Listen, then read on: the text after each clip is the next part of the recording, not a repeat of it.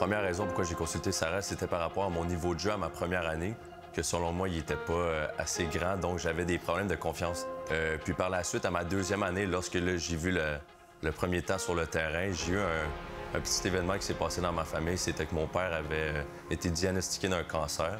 Donc au niveau de ma performance, elle était affectée vu que j'avais pas nécessairement un contrôle émotionnel, ma confiance en soi était très basse. Donc c'est sûr, ça a vraiment affecté mon niveau de performance. Donc c'est pour ça que je suis allé consulter Sarah. C'est deux défis que je vais dire qui sont malheureusement quand même communs. Mon approche à la base, c'est presque à tout coup d'écouter, d'être curieuse, de poser des questions. La plupart des athlètes ont souvent juste besoin d'une oreille, d'être entendus, d'être accueillis. Ça va m'arriver d'offrir quelques suggestions, conseils vraiment liés à de la préparation mentale puis pour optimiser leur bien-être ou leur performance sur le terrain, mais la majorité du temps, je vais vraiment opter juste pour avoir une écoute bienveillante. Je vous dirais au début, c'était un peu, comment je pourrais dire, tabou comme sujet de consulter justement une préparatrice mentale, surtout dans un vestiaire de joueurs de football. Donc au début, je n'essayais pas nécessairement de le dire aux autres, mais quand j'ai su qu'il y avait d'autres joueurs qui étaient dans la même situation que moi puis qui consultaient aussi, mais c'est là que je me suis ouvert et là, j'ai compris que j'étais vraiment pas le seul dans l'équipe à consulter Sarah. Mais je crois qu'il y a certains joueurs dans l'équipe qu'au début, ils se confiaient plus à des entraîneurs et non Sarah parce que justement, ils étaient peut-être un peu plus gênés de se confier à une femme à la base pour des problèmes d'hommes. Il y a toujours cette petite gêne-là qui est installée au début des rencontres, mais généralement, ça s'estompe assez rapidement. Il y a aussi le côté, tout ce qui se passe dans mon bureau est confidentiel. Donc, peut-être une des distinctions avec les entraîneurs, c'est que les entraîneurs sont quand même en pouvoir décisionnel. Donc, ceux qui prennent les décisions de temps de jeu. Tandis que moi, ben, je veux dire, je suis juste là pour les écouter. C'est ça mon travail. Il y a de plus en plus de joueurs qui s'en parlent entre eux ou qui même se conseillent entre eux d'aller me voir, ça leur a fait du bien ou des trucs comme ça. C'est une rétroaction que j'entends souvent de leur part dans mon bureau. Fait que doucement, année après année, je pense qu'on fait une bonne job, un bon travail de déstigmatiser ça un peu.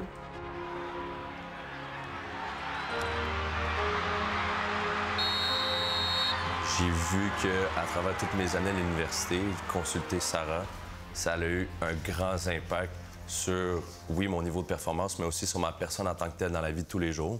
Et on ne devrait pas nécessairement cacher qu'on a des problèmes, tout le monde en a. Et ça fait super du bien de se confier envers quelqu'un, surtout qui est toujours là pour nous écouter. Donc, c'est pour ça que justement, j'aimerais ça parler pour Belle Cause. Je vous dirais qu'elle m'a fait comprendre que ce que je vivais, mes émotions, nécessairement, c'était normal. Au début, moi, je pensais pas que c'était normal de vivre des émotions comme ça, puis que de vivre justement comme un niveau de confiance en soi assez bas, surtout dans le milieu sportif.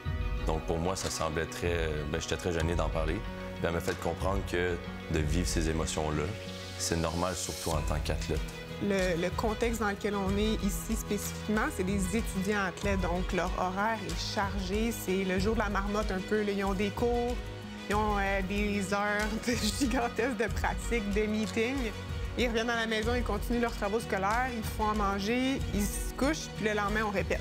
Donc, le temps pour se reposer, pour adresser ses émotions, pour faire des trucs hors de leur sport, hors de leur école, il est vraiment, vraiment minime. Donc oui, c'est un contexte où est-ce que l'anxiété est bien présente, puis je pense que c'est tout à fait normal, en fait, d'en vivre. Tu es dans la même routine à chaque jour, et ça se répète, et tu veux toujours avoir le même niveau de performance. Donc, lorsque tu as une journée qui va un petit peu moins bien, surtout quand tu n'es pas capable de te contrôler émotionnellement, c'est là que, justement, on peut dire, la chaîne, elle débarque. C'est là que tu vas dans la baisse de niveau de confiance en soi. Ça va moins bien dans ta tête. Tu es en train de contrôler le jeu mentalement et non avec des actions. Donc, c'est sûr que quand tu ne consultes pas nécessairement, des fois, ça peut jouer dans ta tête. Honnêtement, je mentirais de dire que même aujourd'hui, c'est encore 100% confortable. Tu sais, une femme de venir présenter un atelier de psychologie sportive appliquée devant 110 joueurs de football, j'ai encore un stress qui m'habite, puis c'est correct, c'est normal. Même souvent, ils m'aident à me préparer, ils m'aident à performer l'atelier en question, mais je pense qu'il y a de plus en plus de confort chez moi parce que justement, j'ai été super bien accueillie. Parce que j'ai des capitaines à mon année 1 qui en ont parlé, qui ont mis ça de l'avant, qui ont même normalisé mes services. Puis ça m'a vraiment aidé, je pense, à faire ma place puis à me faire accueillir dans l'équipe. J'en ai un en tête qui m'a dit à notre première rencontre « Bienvenue chez vous », tu sais. Puis j'étais comme « Ah, wow, ça fait du bien », tu sais. le fait qu'on travaille avec Sarah, lorsque ça arrive en situation de match, tout le monde est capable de se contrôler sur toutes les émotions et toutes les actions qui se passent durant un match. Comme par exemple, on a une tradition qu'on fait toujours avec Sarah qui se nomme un 4-4-4. C'est comme un peu une espèce de respiration, mais pour se recentrer sur le moment présent.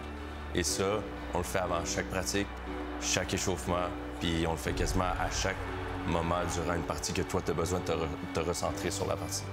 Fait que je vous dirais que chaque personne, même si on le fait pas nécessairement en équipe tout le temps, ben, chaque personne peut utiliser tous les trucs à Sarah.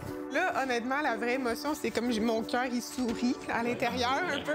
Mais c'est beau, c'est bien. Mais ça me fait vraiment du bien, oui. Ça me fait du bien.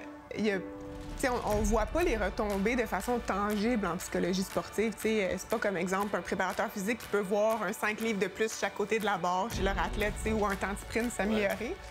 C'est plus dur à identifier ou à matérialiser. Fait que ça me fait du bien à entendre. Oui, absolument, ça me stimule au quotidien.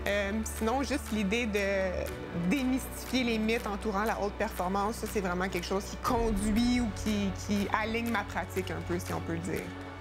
L'Université de Montréal a été très avant-gardiste.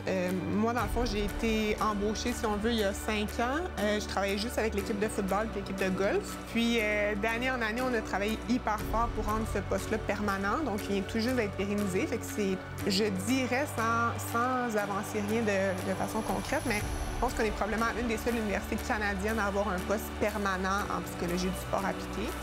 C'est une énorme victoire, puis je pense qu'on essaie ou on espère inspirer d'autres universités québécoises et canadiennes à faire de même. C'est sûr que depuis que j'ai commencé à travailler avec Sarah, j'ai commencé à faire une espèce de routine d'avant-match ou juste de préparation avant chaque gros événement. Et depuis que justement j'utilise cette certaine routine, bien, je vois justement que mon niveau de performance puis mon niveau de confiance en soi, il va juste en augmentation. Donc, c'est sûr que, justement, le repêchage en tant que tel, c'est un grand événement qui s'en vient pour moi dans ma vie.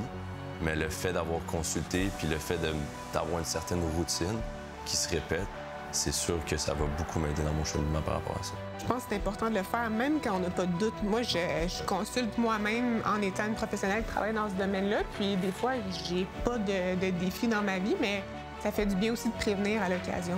Okay. Et Philippe, peut-être une dernière question. Comment va ton père? En ce moment, il va très bien.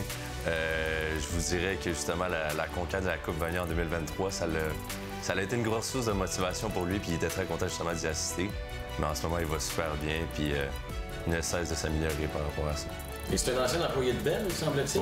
Oui, un ancien employé de Bell. Aussi à impliqué dans la belle cause. Exactement. Pendant plus de 42 ans, il a travaillé pour Bell. Il a posé des lignes de radio et des lignes téléphoniques. Il a travaillé dans un département pour la diffusion du Canadien de Montréal. Donc, ouais, en plus de ça, c'est un bon lien justement avec mon frère. Alors, on le salue. Oui, évidemment. Vous allez là, savoir qu'il va bien.